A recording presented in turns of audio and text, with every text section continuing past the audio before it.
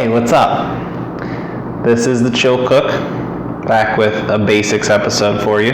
In the basics series, we talk about foundational, simple tips, tricks, recipes, skills that you should have in the kitchen in just a couple of minutes.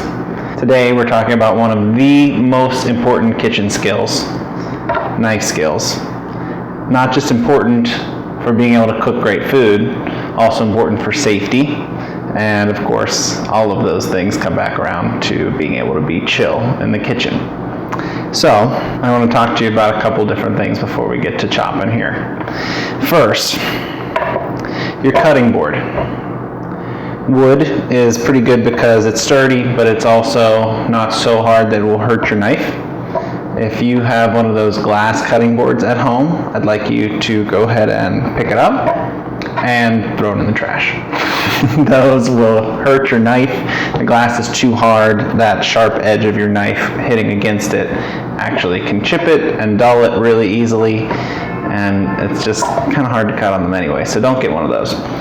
Also, if you're cutting something like raw meat, something that maybe you want to be careful not to transfer bacteria to other things, I'd recommend some sort of plastic vinyl cutting board for that. Wood can get little grooves in it, and you can transfer bacteria even if you try to clean it.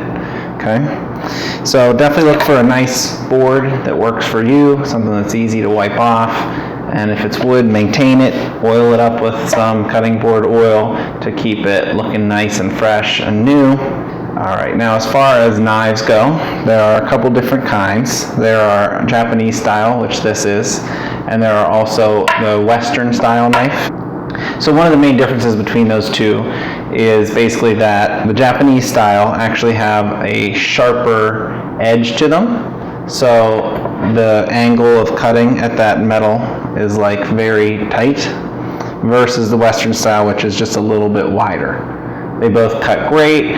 The Western style that's a little wider ends up having thicker metal, and so that can be a little sturdier, but I tend to prefer the Japanese because it's a little bit more precise. One of the other things that you probably haven't thought about if you're not trained in the kitchen is the right way to hold your knife. Most likely you're used to holding the handle. After all, that's probably what it's there for, right? Not true.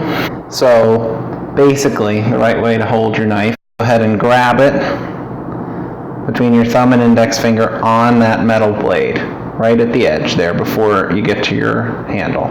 And then wrap the rest of your hand around right behind those. This is going to give you a lot more control while you're cutting, and it's going to also balance the blade in your hand. And honestly, this is just the right way. Just like maybe swinging a golf club, the first time someone shows you the right way to hold it, it does not feel normal, but make sure you're holding it this way, okay? Definitely helps you keep things safer if you have a better grip on things, and you're a little bit more agile with it. The other thing I want to show you, one of the other basic knife skill things to consider, is the way that you hold the food with your other hand. So, the key to this is curling the tips of your fingers under and putting the knife blade against that flat part between your two knuckles.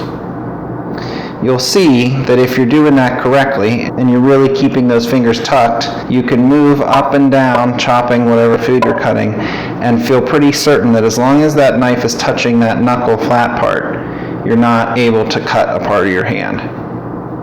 And then you're just going to move your fingers down the food you're chopping as you go. One of the big factors that separates a skilled chef from a home cook who's not particularly trained is generally that whenever you're chopping anything, vegetables, fruits, meats, they all come in lots of different shapes and sizes. The ability to get them into very similar shapes so that they all cook evenly. If you're a home cook, you're probably a little bit less precise, and generally that doesn't matter, but you might get a chunk of maybe carrot that's bigger than another chunk that you cut, and so that one won't be as perfectly cooked in the center as one that's maybe a little smaller. Those kind of things are pretty minor when you're at home, but you still want to try and achieve some of those levels of skill to do the best you can. I'm going to get started here. My example is this apple.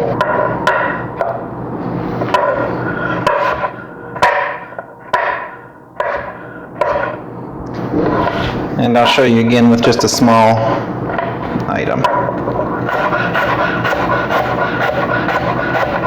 You're just carefully inching those fingers along.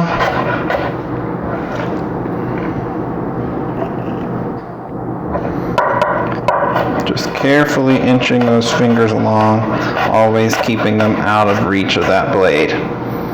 And you'll be able to get faster as you practice. This is something that you definitely start slow at. You want to be careful. I'm telling you, never cut yourself. Always use caution when you're dealing with sharp objects like a knife.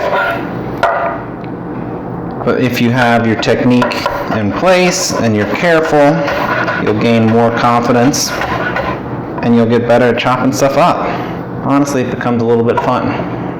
So I have to thank an old colleague of mine. I used to work in actually retail grocery, and she was a chef, and she took some time to tell me that I was not holding my knife right and show me some of these skills.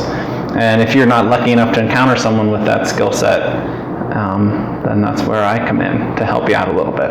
So good luck. This is one of the simple, basic, foundational items that everybody should know if they're going to be cooking. So thanks for joining me on a short but important basics episode. Check out thechillcook.com for full recipes, lots of other videos, plenty of other cool stuff. Follow us on Instagram at thechillcook. Make sure to tell folks about the show and send them our way. Talk to you soon.